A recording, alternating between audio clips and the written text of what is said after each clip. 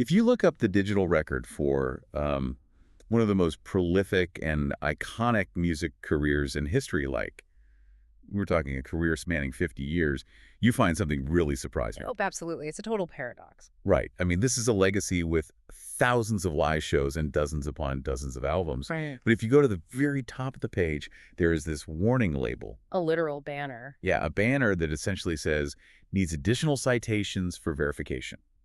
And today, we are looking at a 2-minute and 34-second audio recording from 1956. Which is such a specific, tiny flash of a song. Exactly. And we're asking a very specific question for this deep dive.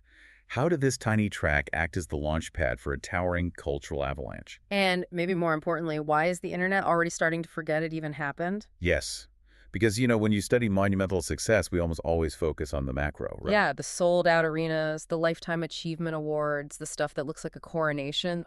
Exactly. Yeah. But legacies don't start with coronations. They usually begin with a few nervous minutes in a cramped recording booth. Surrounded by, a ton of acoustic limitations. And that actually brings us to today's mission. We are so thrilled you're joining us for this deep dive because we are zeroing in on a single piece of source material today. Just one specific Wikipedia article. Right. An article about a 1957 country music song called Yearning.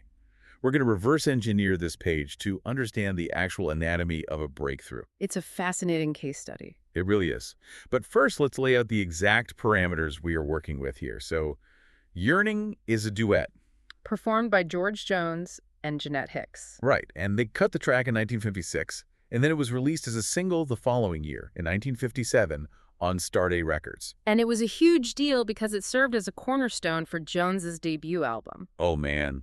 And that album had the incredibly bold title, Grand Ole Opry's New Star. I mean, that tells you immediately what the label's strategy was, right? Totally. You don't name a debut album Grand Ole Opry's New Star unless you are deliberately trying to manifest a very specific tier of industry dominance right out of the gate. Okay, let's unpack this. Yeah. Because we have the raw names and the release dates, but I really want to know about the mechanism of the breakthrough itself. Right, the how and the why. Yeah. Why this specific track?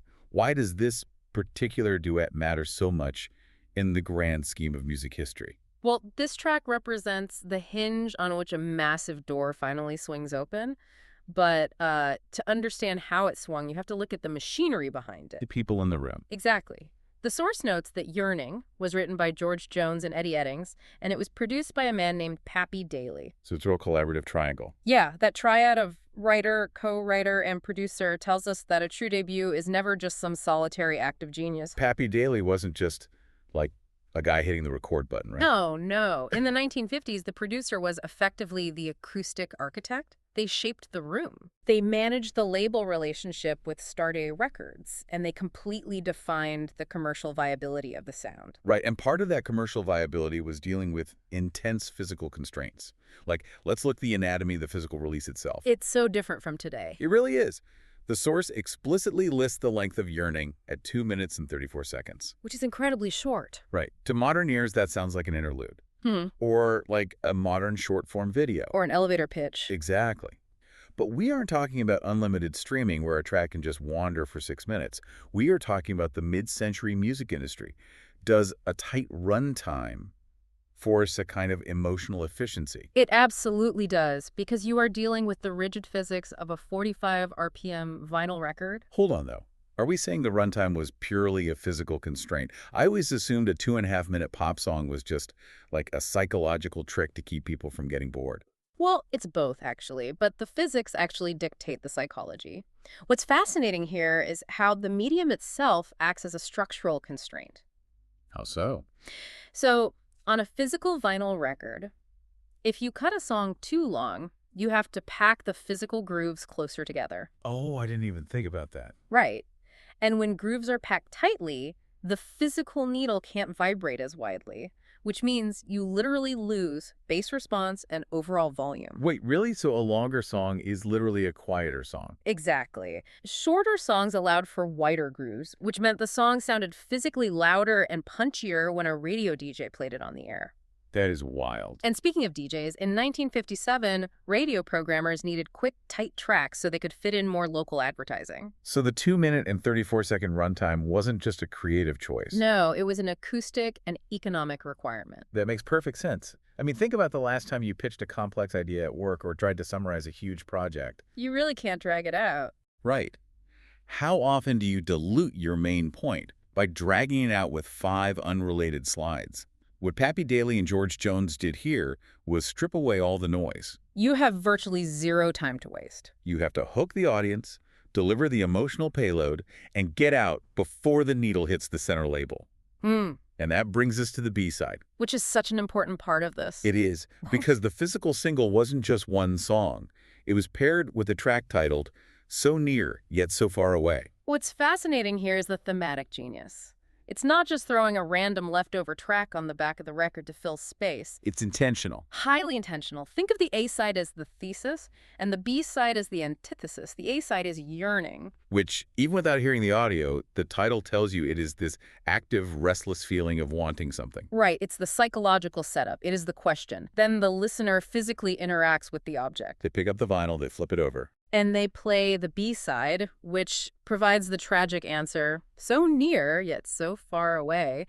It forces the listener into a closed loop of emotion. Oh, wow. Yeah, the B-side provides the agonizing context that justifies the yearning on the A-side. It operates as a highly cohesive emotional package. It's incredible. You're creating a tiny 360-degree world on a piece of plastic. A really brief piece of plastic, too. Right. And for you listening, when you are building your own projects or presentations, that's a brilliant framework to borrow. Don't just give your audience a singular point. Give them the A-side concept and then flip the perspective. Show them the B-side context that makes that first point matter. Exactly. So they've engineered this perfect emotional trap with the titles. And the physical object is acoustically optimized for 1957 radio. But a perfect vinyl disc is just a piece of plastic if the frequencies etched into it don't actually resonate with the human ear. Which brings us to the voices on the track, the chemistry of collaboration. The human element, which is always the hardest variable to control. Right. We know it's a duet with George Jones and Jeanette Hicks. But the source material gives us this crucial, almost hidden detail that completely reframes the narrative. Oh, I love this part. It notes that Jones had previously released duets with a fellow Stardate Records artist named Sonny Burns. But those tracks did not hit. They didn't even chart. Yeah. It wasn't until he paired up with Jeanette Hicks on Yearning that he finally broke through and scored his first top 10 hit on the 1957 Billboard Hot Country Songs chart. Which is a profound data point, because it tells us that success isn't just an algorithm of putting two talented people in a room and pressing record. But wait, let me act as the skeptic here for a second. Are we sure this is about chemistry? Is it possible that Sonny Burns just wasn't, a capable singer and Jeanette Hicks was simply better? It's a fair question. But if we look at the industry context, Sonny Burns was a signed Stardate artist. He had the objective vocal talent to be in the room. Okay, so he wasn't just some amateur. Not at all. What we are really talking about here is acoustic compatibility, or harmonic resonance. Interesting. If we connect this to the bigger picture, it changes how we view early failure. The Sonny Burns tracks weren't failures. They were a required calibration phase. Calibration phase, I like that. Explain the mechanics of that. Like, how does that work in a studio? Well, when two voices sing together, their frequencies either clash, mask one another, or blend. You can have a brilliant lead vocal, the George Jones factor, Right. and a perfectly capable secondary vocal, the Sonny Burns factor. But if their vocal timbres sit in the exact same frequency range, they muddy the recording. Oh, I see. They compete for the exact same sonic real estate. Exactly. You don't abandon the machine when that happens. You swap out the acoustic component. And that's where Jeanette Hicks comes in. Jeanette Hicks provided the missing frequency variable. Her voice likely sat in a distinct sonic pocket that left room for Jones's voice to shine while complementing it perfectly. So she wasn't just a better partner. Right. She was the exact right complementary energy needed to unlock the top 10. That is such a vital distinction. It's like finding the right business partner or co-founder. You can have the talent, you can have the label backing. You can even have the perfect 2-minute and 34-second runtime. Yeah. But if you haven't found the exact right complementary partner, the person whose skills sit in the pockets where your skills don't, the project just stalls. It just doesn't connect. You need to iterate through your Sonny Burns phase, to finally find your Jeanette Hicks. And once they found that correct formula, the audience responded immediately. Number 10 on the Billboard Hot Country Singles chart. But this is where the timeline in our source document throws a massive curveball. Yeah, things change fast. We've established the perfection of this 1956 recording session. We understand the physical physics of the hit and the acoustic chemistry that made it work. But then, fast forward just 5 short years. To 1962. Right. In 1962, Jones releases an album called Duets Country Style. And on that album, he releases another version of Yearning. But he doesn't use the original recording. He re-records it. He re-records the duet with a brand new partner named Margie Singleton. It is a striking pivot, and from a modern perspective, it seems almost counterintuitive. It really does. I mean, 1957 to 1962 is only 5 years. The cultural paint is barely dry on the original top 10 hit. Barely. Why would an artist completely remake a song that already proved it worked? Yeah. Is this just artistic indulgence, or is there a mechanical reason for adapting a hit to a new partner that quickly? It's largely mechanical, actually, and it reveals a really specific strategic mindset. You have to remember how rapidly studio technology and audience expectations were evolving in that specific 5-year window. Oh, right, the late 50s to the early 60s. Between 1957 and 1962, the recording industry was shifting entirely. The rougher, purely mono sounds of the mid-50s were giving way to the smoother, more sophisticated Nashville sound. And they were starting to use early stereo recording techniques, right? Exactly. So the acoustic landscape itself had shifted under his feet. So it wasn't just fixing something that wasn't broken. No. An artist like Jones didn't view Yearning as a fixed, untouchable museum artifact that could only exist in its 1956 iteration. He viewed his catalog as a living, breathing, acoustic chassis. A chassis, like a car. Yeah. When the industry changed, or when he wanted to introduce a new vocal dynamic to a new audience, he just dropped a new engine into the proven chassis. Wow. Margie Singleton was the new engine for a 1962 audience. He was basically performing commercial real estate maintenance on his own intellectual property. Treating your past work as a living document rather than a sacred relic, that is a completely different way to look at a portfolio. It's incredibly smart. And if you want to understand just how vast that portfolio became, we have to look at the absolute bottom of this Wikipedia article. Oh, the discography table. Yes. For anyone who spends time diving down Wikipedia rabbit holes, you are probably familiar with the Veet box at the bottom of a page view, talk, edit. Usually it's a modest, tidy little list of related links. Yeah, but the table for George Jones in this source document is visually staggering. It is just an avalanche of text. It's a monument to relentless output. And remember, the 1957 top 10 hit of Yearning was the initial spark that ignited all of this. That one little song.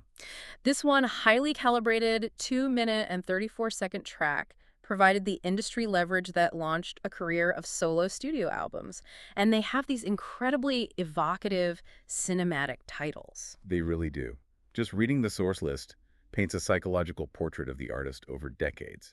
Titles like White Lightning and other favorites. I Get Lonely in a Hurry. The Race is On. And of course, Live with the Possum. Live with the Possum, which frankly is an all-time great title for a live album. Oh, easily. You see this evolution from the aspirational debut of Grand Ole Opry's New Star all the way to the fully established, almost mythic persona of Live with the Possum. Exactly. And the table just keeps going. You scroll through an entire secondary career of collaborative studio albums with artists like Melba Montgomery, Gene Pitney, Merle Haggard, and Johnny Paycheck. It's endless. There is a massive, dedicated subsection strictly for his legendary discography with Tammy Wynette.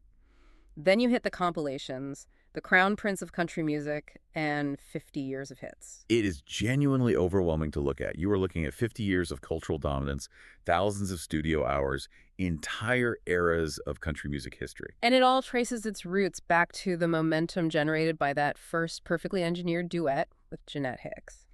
And here's where it gets really interesting, and honestly, a little bit unsettling. Yeah, this part is wild. We just outlined this massive, undeniable footprint of an artist's career, but then we pan the camera back up to the very top of the Wikipedia page we are analyzing. The metadata of our digital memory. Yes, at the very top of this article, an article about the genesis point of a 50-year cultural legacy, there is a glaring warning banner. Saying it needs citations? Right. It explicitly states, this article needs additional citations for verification, and according to the tag, it has been asking for that verification since April 2021. It is a stark collision between historical reality and digital epistemology. So what does this all mean? We have a song that we know was a verifiable top 10 hit on the Billboard charts, a song that triggered a half-century of music. Right. And yet, the central nervous system of the modern internet is basically shrugging and saying, hey, can anyone actually prove this happened? Yeah. How is that possible? This raises an important question about the actual mechanics of how history is preserved today. We assume that because something was culturally massive in the physical world, it automatically transfers into a secure, perfectly documented digital existence. We just take that for granted. We do.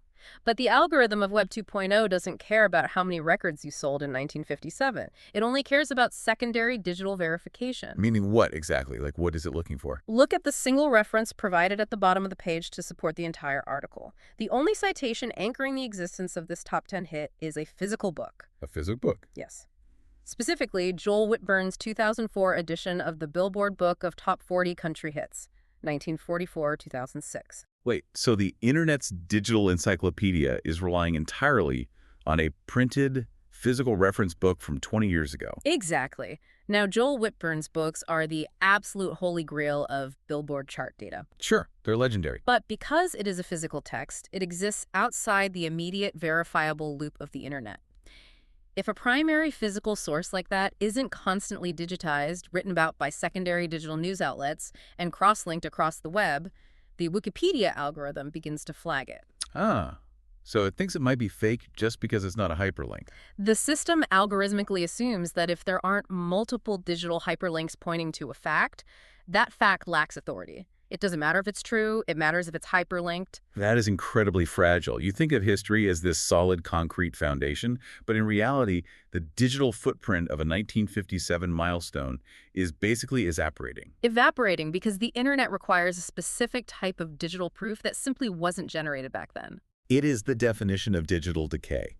And for you, listening, navigating your own career or your own projects, there's a profound mechanical lesson here. Absolutely. Even the absolute bedrock moments of a legendary career can be easily flagged, questioned, or lost by the systems we trust to remember them. It is a powerful reminder that you cannot rely on the ambient digital world to document your milestones for you. You have to maintain your own archives. Save your own file. Preserve your own early drafts and physical records. Because the internet doesn't automatically respect the hurricane, it only respects the citations. And sometimes it's been waiting for those citations since April 2021. Yeah. It really puts the responsibility back on the creator. It really does. So let's take a step back and look at the entire causal chain we just unpacked today. We didn't just look at a fact sheet. We looked at the mechanics of a breakthrough. We started with a cramped recording booth in 1956, where the physical limitations of a 45 RPM record forced a brilliant 2-minute and 34-second emotional efficiency.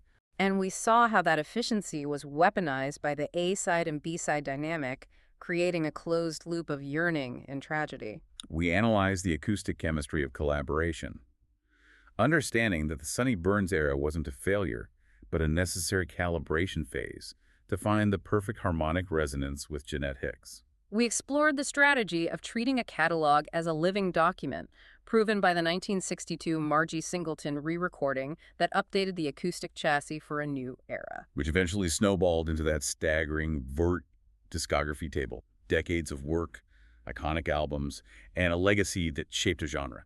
And all of which brought us crashing back to reality, staring at a fragile digital footnote that relies on a single 2004 physical book to prove it all started exactly when it did. It is a wild journey, from physical vinyl grooves to digital decay. It really is, and I think it leaves us with something incredibly practical to consider about our own trajectories. What's that? Think about your own debut moments, your earliest projects, the first big presentation you gave, or even those discarded B-sides of your career that you thought were just failures. Right. If you had the opportunity to pull a George Jones, if you could re-record or revisit a pivotal early collaboration from 5 years ago, but update it with the tools and knowledge you have today, who would you choose as your new duet partner? Oh, that's a great question. And how would bringing that new complementary voice into the mix completely change the tune? That is the perfect thought to leave off on. Who is your Margie Singleton for a project you started 5 years ago? Think about the acoustic variables you've been missing. Exactly. Well, we want to thank you so much for joining us on this deep dive. Keep examining the small constraints, don't be afraid of the calibration phase, and above all, stay curious. Because you never know when a simple 2.5-minute moment of yearning is going to be the exact frequency that starts the avalanche.